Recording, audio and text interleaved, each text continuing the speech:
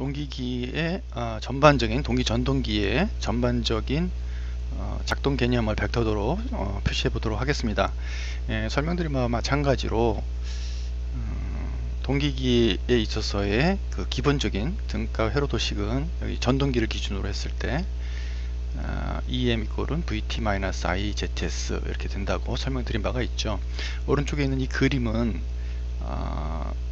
이쪽에 이제 부하, 전기적 부하가 공급되는 발전기를 나타내고요.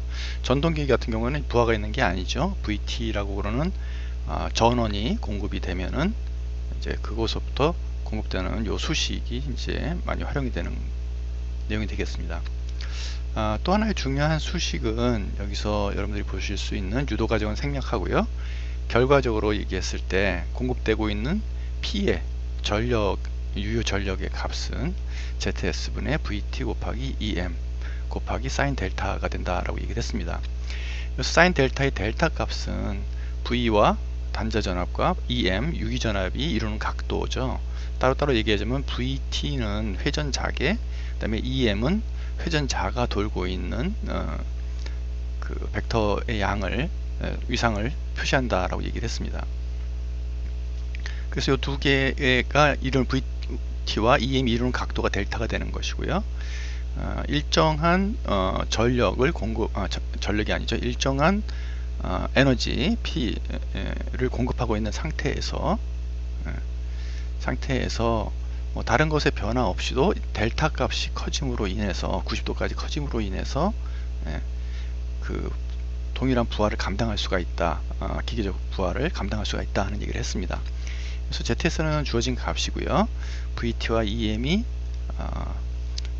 단자 전압으로 VT가 주어진 값이 되겠고, EM은 유기가 되는 계자 전류의 값을 크게 함에 따라서 EM의 크기가 커졌다 작아졌다 할 수가 있는 것이죠. 그래서 동일한 에너지를 공급하고 있는 기계적 부하를 감당하고 있는 상태에서 EM의 값을 크게 해주면, 즉 계자 전류의 값을 크게 해줘서 EM의 값을 크게 해주면 결국 이 이퀄이 성립하기 위해서 여기는 델타의 값이 작아진다, 그렇죠? 작아진다는 것을 의미하고요. EM의 값을 크게 해주면은 그렇죠? EM의 값이 크게 됐을 경우에는 델타의 값이 작아지게 되는 거고요. 작게 해줄 때는 이거 상대적으로 델타의 값이 커져서 밸런스를 맞추게 되는 것이죠. 그래서 요 수식으로 출발을 해서 요 수식까지 연결이 되면은 전체적인 동기 발전기, 전동기에 있어서의 벡터도의 모양을 그려낼 수가 있습니다. 그 과정을 한번 살펴보도록 하겠습니다. 자, 이 상태에서 여러분들 요 수식 이걸 갖다가 하기 위해서 우리가 이 M의 값은 이제 크기가 변동이 가능하니까 IF 값을 조절을 해서, 즉 E의 M의 값을 크기를 값을 조절할 수 있으니까 그것을 스칼라 값으로 그 크기 값을 E의 ABS라는 값으로 정의를 하도록 하죠. VT는 이제 주어진 값이 되겠고요. ZS도 주어진 값이 되니까 그래서 우리가 델타의 값을 가지고 EM의 값을 갖다 우리가 구체적으로 이제 구해낼 수가 있겠죠. 그리고 P도 지금 현재 달려있는 기계적 부하의 값이 일정하다라고 생각을 하니까요. P와 EABS를 먼저 만들어 보도록 하겠습니다. 여기서 슬라이더로, 그렇죠? 하나는 이제 P의 값, 달려있는 기계적인 부하의 값, 이 값은 뭐 양의 값이 될 테니까요. 0서부터 뭐 10까지 정도 되는 값을 가진다고 보고요. 기계적 부하가 커질 수도 있고 작아질 수도 있겠죠. 그리고 그 다음에는 E의 ABS라고 그럴까요? E의 유기되는 전압의 ABS 값, 절대값이라고 그랬는데 이것이 결과적으로 IF, 즉 그 회전자에 흐르는 계자 전류의 값을 크게 하면은 큰 값을, 그 다음에 IF 값을 작게 하면 ABS 값을 작은 값을 얻어지는 스칼라 값이라고 정의를 하는 것이죠.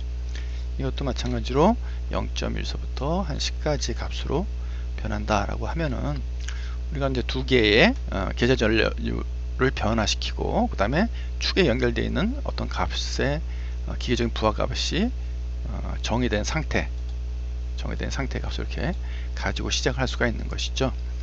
그리고 여기서 단자 전화 값은 이제 주어지는 기준 값이 되니까 v 꼴은 i 해서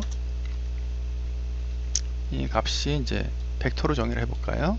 벡터 v는 벡터 0에서부터 v까지 되는 벡터 기준값이 주어져 있고요. 여기서 이제 델타 우리가 수식을 유도를 해서 이 수식에서부터 v 값이 주어져 있고 크기 값이 주어져 있고 zs 값이 주어져 있고 EABS 값도 주어져 있고 P도 주어져 있다. 그럼 이 델타 값을 여기서 계산할 수가 있겠네요. 그래서 지금 정의 안 된 게 ZS 값이니까요. Z 언더바 S 값을 정의하고 그래서 I라고 정의를 하죠. 이것이 이제 ZS 값이 주어져 있고 그럼 여기서 이제 델타 값을 우리가 계산할 수가 있겠습니다. 델타 값은 여기서 델타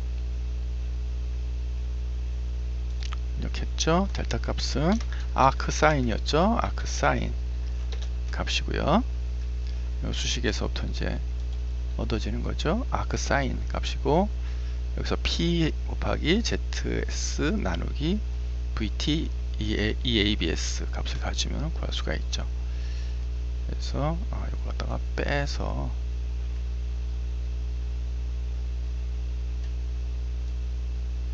보면서 이렇게 하도록 하겠습니다. 그래서 이렇게 놓고요.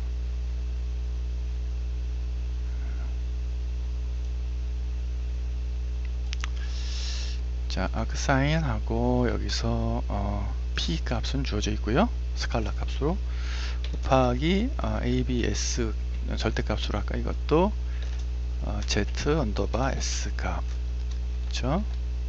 그래서 이것을 값을 PBM VT V의 값의 절대값이니까요. ABS 역시 V 값으로 해도 상관이 없겠죠. 곱하기 EABS의 절대값으로 마찬가지로 이렇게 놓으면 델타 값이 주어지게 되겠죠. 자, 지금 여기서 이거 바꾸면 값이 나오나요? 네. 값이 이렇게 나오는 것을 확인할 수 있습니다. 그래서 에너지 값을 EABS 값을 크게 해주면은 값이 작아지고요. 상대적으로 계좌 전류 값을 작게 해서 EABS 값을 작게 해주면은 90도까지 이제 커지죠. 이렇게 커지다가 탈조가 되는 거죠. 예, 그런 식으로 여러분들이 확인할 수가 있고요.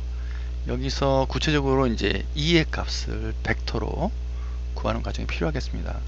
E의 값을 벡터로 구하는 과정은 그렇죠. 이 수식에서 우리가 이제 이 수식을 이해해서 구체적으로 흐른 전류 IA 값을 계산해낼 수가 있겠죠. 예, 그래서 이 값을 염두에 두고 있다면은 자, 여기서 이 값을 한번 복원해 봅시다. 이 값은 우리가 절대값 EABS 값을 아니까 우리가 이 값은 2의 ABS 값 곱하기 이게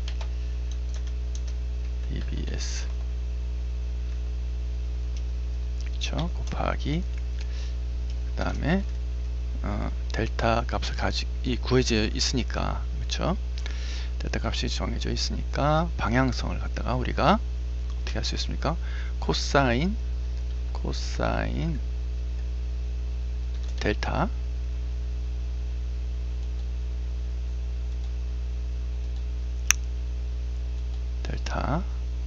넣고요.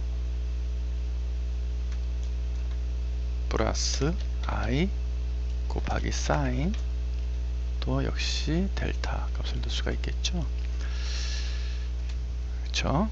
그리고 이 값을 유닛 벡터로 만들어야 되는데 코사인 델타 유닛 벡터가 되겠죠. 이렇게 하면 곧바로 자, 그래서 엔터 하면은 이 값이 얻어지는데 여기서 얻어지는 이 값이 바로 이제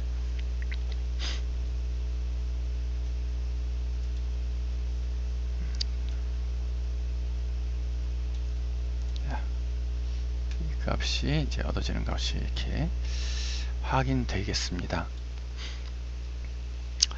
자, 이렇게 된 상태에서 이것이 이제 Z 값이고요. 그 다음에 이 값이 이렇게 다른 값들에 의해서 이렇게 정해지고요.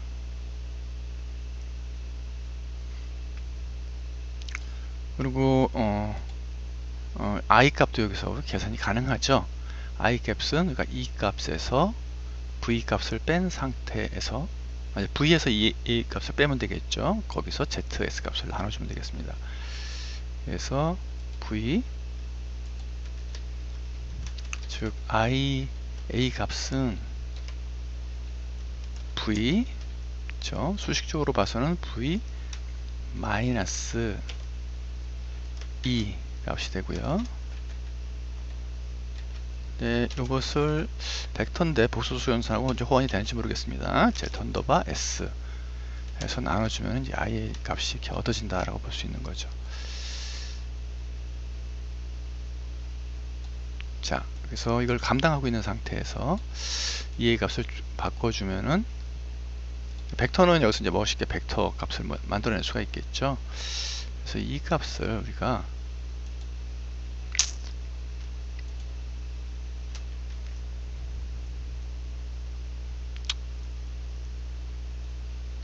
완 이렇게 할까요? 네. 이 완, 네, 놔둡시다. 이걸 좀 이쁘게 하려고 했는데, 자, 이 상태에서도 V도